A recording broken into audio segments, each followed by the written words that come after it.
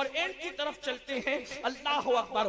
فرعون کی ممی جو ہے, فرعون کے لاشا جو ہے وہ دنیا کے اندر موجود ہے, میوزیم کے اندر.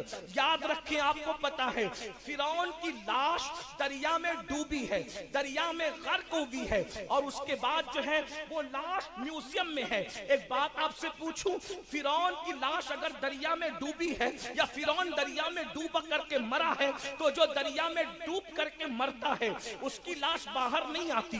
تو یہ سوال پیدا ہوتا ہے کہ یہ لاش آخر جب یہ ڈوبا ہے دریا میں تو لاش باہر کیسے آئی؟ کیونکہ ڈوب کے مرنے والا جو ہے وہ لاش اس کی باہر آ ہی نہیں سکتی جب تک کہ کوئی باہر نہ نکالے. اور چونکہ فرعونی سب کے سب غرق کر دیے گئے تو پھر فرعون کی لاش کو باہر نکالا کس نے؟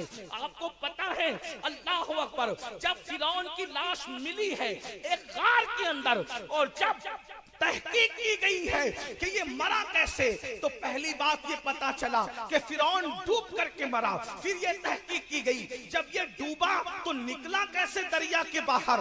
ہر کتاب کو ڈھونڈا گیا, انجیل, توریت جو آج دنیا میں موجود ہے, سب مذہبی کتاب, کسی کتاب میں سراغ نہ ملا.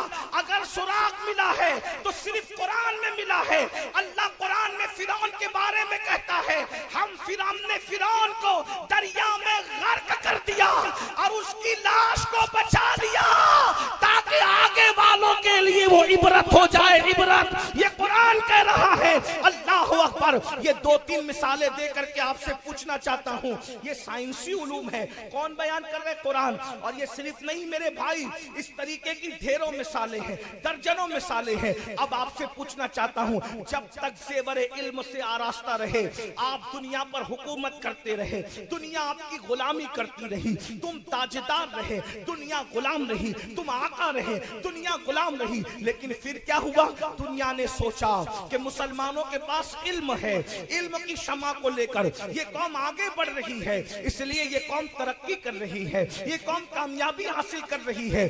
اس قوم کو پڑھنے نہ دیا جائے, یہ قوم پڑھے گی نہیں, آگے بڑھے گی نہیں. ایک جملہ یاد رکھے, پڑھو گے تو بڑھو گے, پڑھو گے تو بڑھو گے, پڑھو گے تو بڑھو گے. اگر پڑھو گے تو بڑھو گے, آگے بڑھنا ہے تو پڑھنا پڑے گا. جاہلیت کے دور سے نکلنا پڑے گا, جہالت سے نکلنا پڑے گا. اللہ اکبر.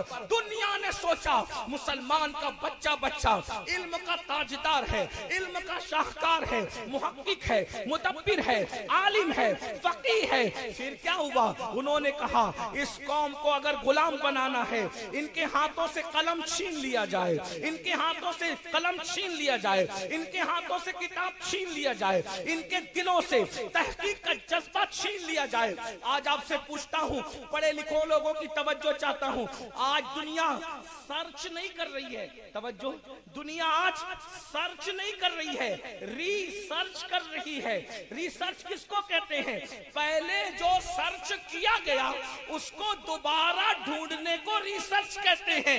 اب پتا چلا جب سائنسداں ریسرچ کر رہے ہیں تو پھر سرچ کر کے کس نے دیا؟ کسی نے تو سرچ کیا ہوگا, اسی لیے تو آج ریسرچ ہو رہا ہے. تو جس نے سرچ کر کے دیا ہے اسی کو قرآن مقدس کہتے ہیں. آپ کو نہیں پتا, قرآن کہتا ہے الذین یذکرون اللہ قیاما وقعودا وعلی جنوبہم ویتفکرون فی خلق السماوات والارض ربنا ما خلقت ھذا باطلا سبحانک فقنا عذاب النار. اللہ نے کسی چیز کو بیکار پیدا نہیں کیا.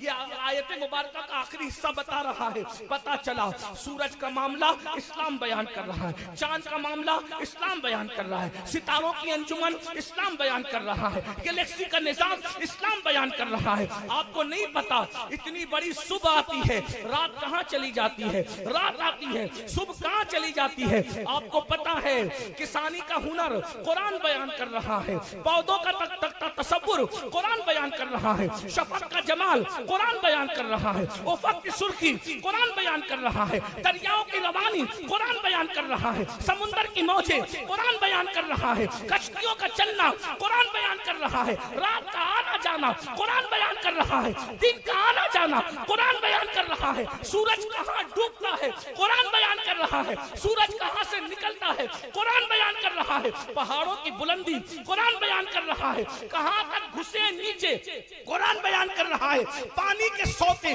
کس شان سے پھوٹتے ہیں قرآن بیان کر رہا ہے۔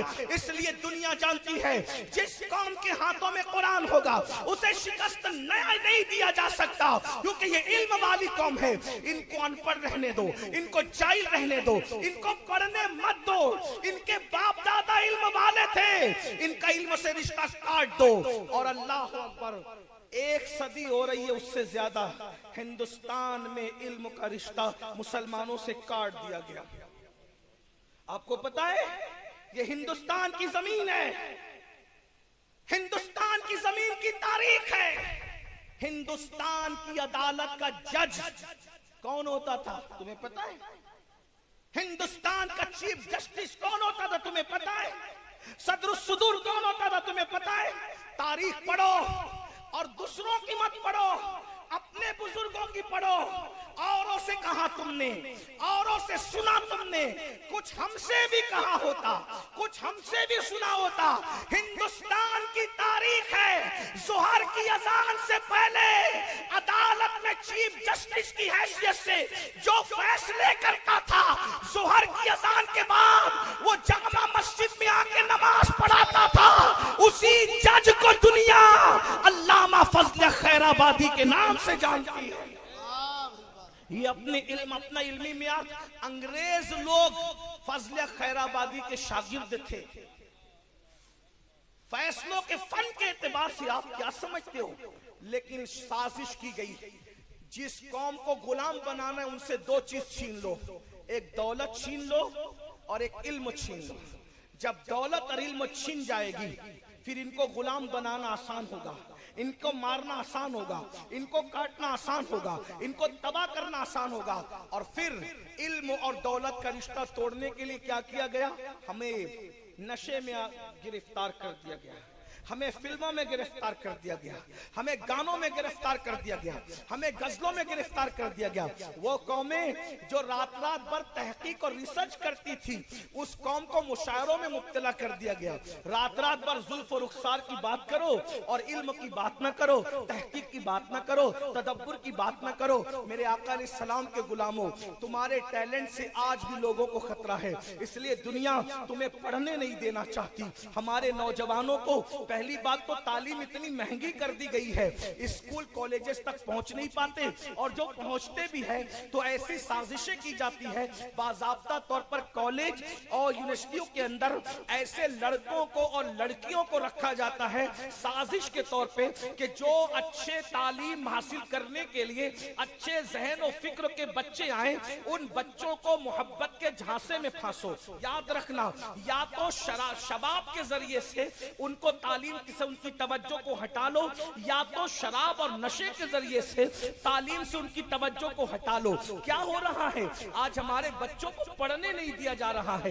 جو بچے پڑھنے جاتے ہیں یا تو حسن کا شکار ہو جاتے ہیں یا تو نشے کا شکار ہو جاتے ہیں۔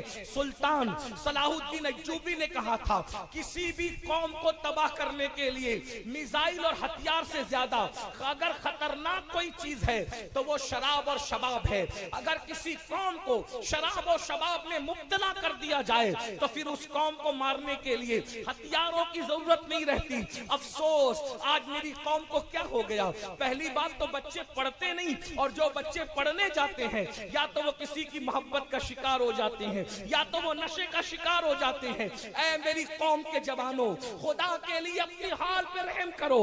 ستاروں کے آگے جہاں اور بھی ہے ابھی عشق کے امتحان اور بھی ہے، تو شاہی ہے پرواز ہے کام تیرا، تیرے سامنے آسماں اور بھی ہے۔ نشے سے بچو، شباب سے بچو، حسن سے بچو، ناجائز محبتوں سے بچو، اس لیے کہ یاد رکھنا تمہارے اور میرے رسول نے فرمایا جس نے ایک مرتبہ نشہ کیا، ایک مرتبہ، اور اس نے توبہ نہیں کی، جب وہ اپنی قبر سے اٹھے گا یا تو اس کا چہرہ سور کی طرح ہوگا یا تو اس کا چہرہ بندر کی طرح ہوگا۔ اے قوم مسلم کے جوانوں، اپنے آپ کو سنبھالو، دنیا نے سازش کے طور پر تمہارے درمیان درک کا نشہ، ہیروئن کا نشہ، گولیوں کا نشہ، شراب کا نشہ، الگ الگ نشے کو پرموٹ کرنا شروع کیا ہے۔ اور آپ جانتے ہیں کووڈ کے بعد سے تعلیمی معاملے میں اور گراوٹ آئی ہے، کیونکہ میں خود بھی ایک میڈیم انگلش اسکول کا